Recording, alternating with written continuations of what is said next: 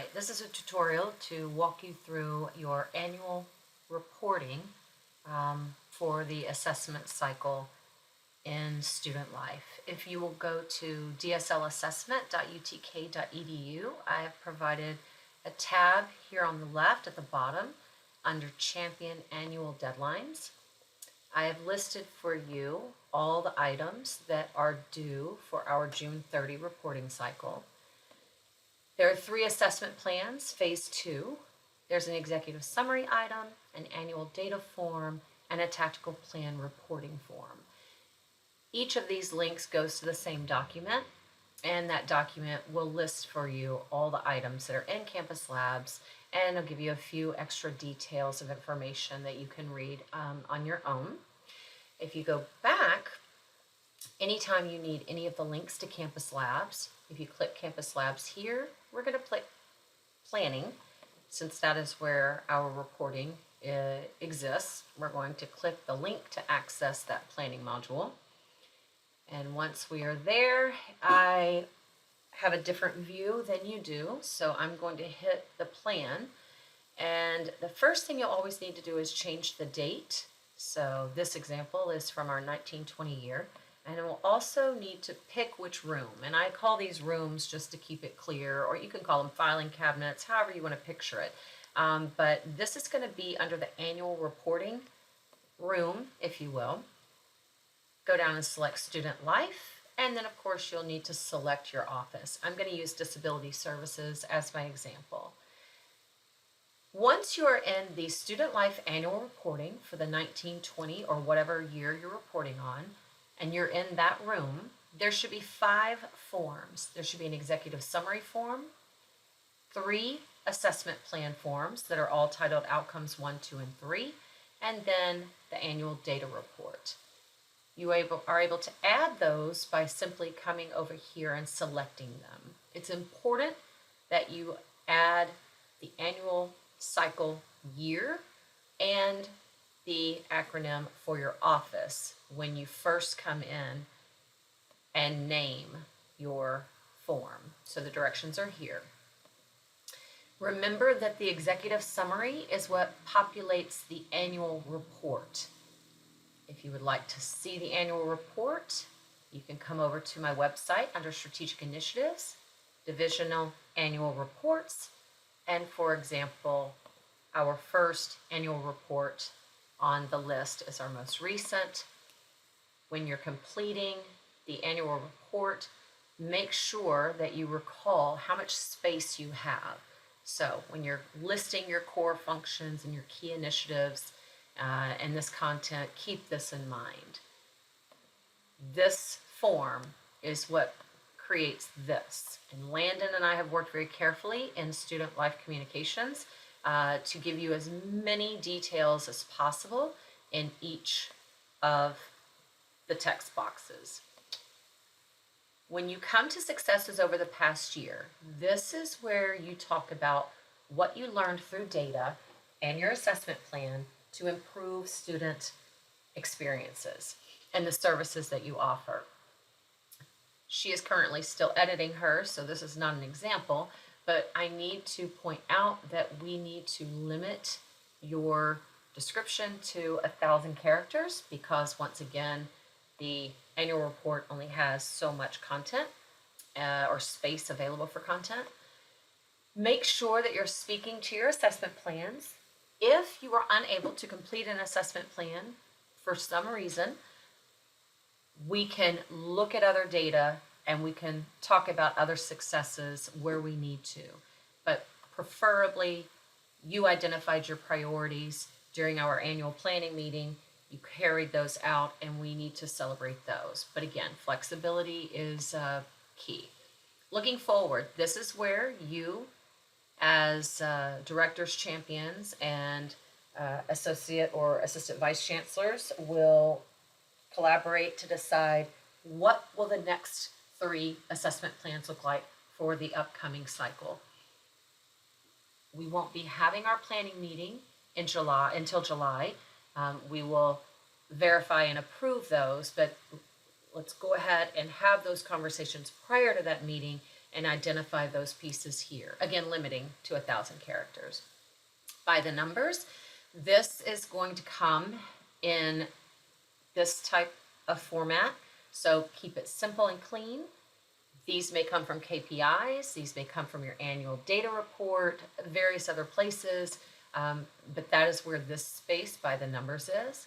In their words, please do not identify students specifically. Instead, just simply tell us that they were, for example, a healthy masculinity participant or a peer educator, something that categorizes what they are speaking and referencing to, but not their name per se.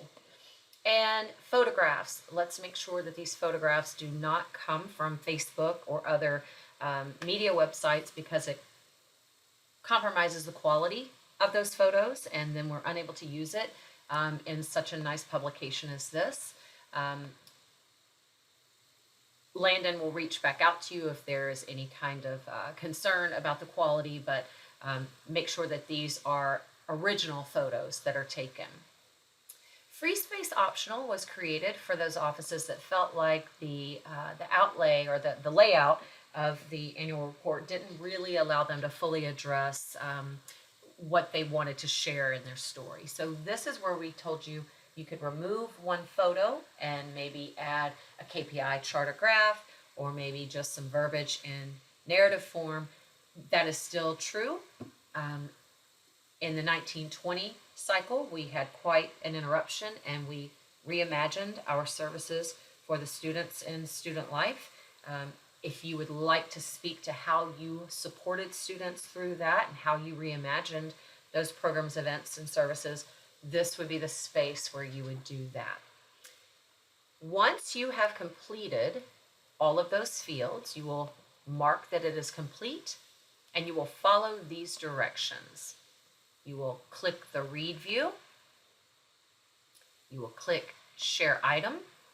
You will type in DSL Assessment and select My Office, and then click Share Plan Item. I'm not going to do that right now, but you would want to do that. And you would actually want to do that. Oh, it automatically saves. So when you're done, just click Done.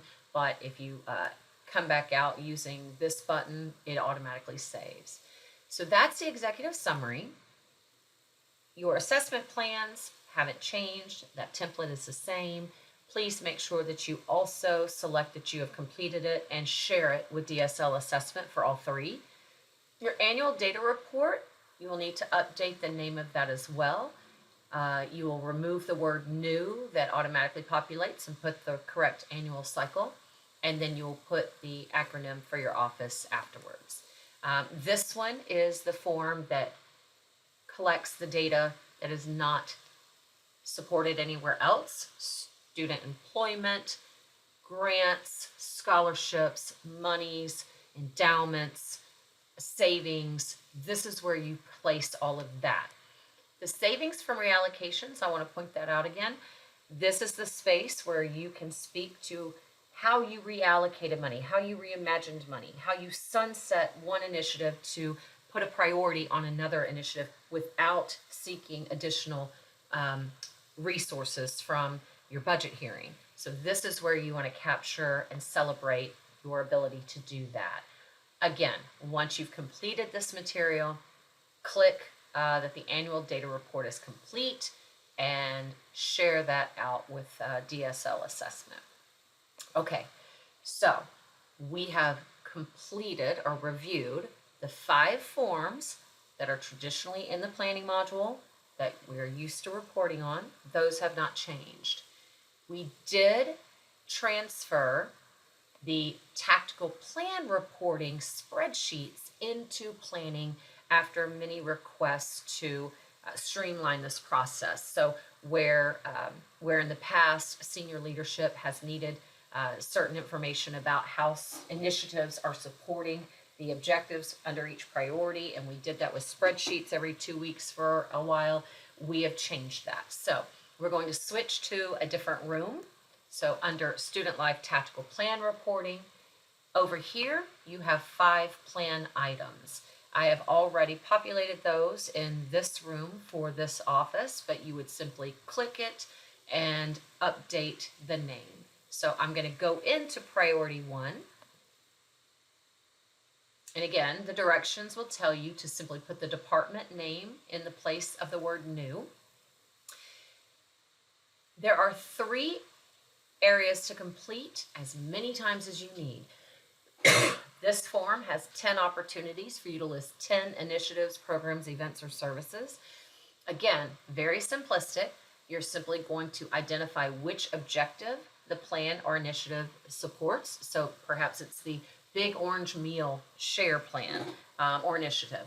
You select which of the objectives. Again, if you're not sure of what those objectives are and you're not able to remember, if you come back over to strategic initiatives, the tactical plan is listed right here, and all of the objectives are listed very clearly on this page right here. So if you are aligning what is mapped to 1.1, here's the language for that. Once you add the name of the initiative or service and the description of what that is, again, the description is more for those that are not as familiar with the things that are coming out of your office. This is where a sentence or 2 would explain what the Big Orange Meal Share is for those that are not aware. Now, you will have the opportunity to map to the right objective, place the name of the initiative, and describe it in 1 or 2 sentences about 10 times on this form. Some of you will need all 10. Some of you will not have anything to place necessarily on a form, possibly. It's what's applicable to your office as you support the tactical plan. So if you need 10, there are 10 form spaces for you here. If you need additional, just simply add another student development or whichever priority you need. You will need to have 5 of these to show how you're supporting all 5 priorities, and you will share each of them with DSL assessment when they are completed. This, again, is to help inform senior leadership as well as all other stakeholders of how you all are prioritizing the tactical plan that was identified by senior leadership as priority. And this is how you are keeping that in mind as you support and serve the students at UT. So this is where we're reporting that. So once again, you have the annual reporting room that has 5 pieces: executive summary, 3 assessment plans, and the annual data report. And then you also have the tactical plan reporting room with 5 pieces here, celebrating how you are supporting each of the 5 priorities in the tactical plan. If you come back to my website and go back to the list of what is due for June 30, that covers everything except spring KPIs. KPIs are not housed in the planning module. Those are in a separate spreadsheet on OneDrive or SharePoint. I will send a separate email to you with that link for you to update your KPIs from the spring by the June 30 deadline.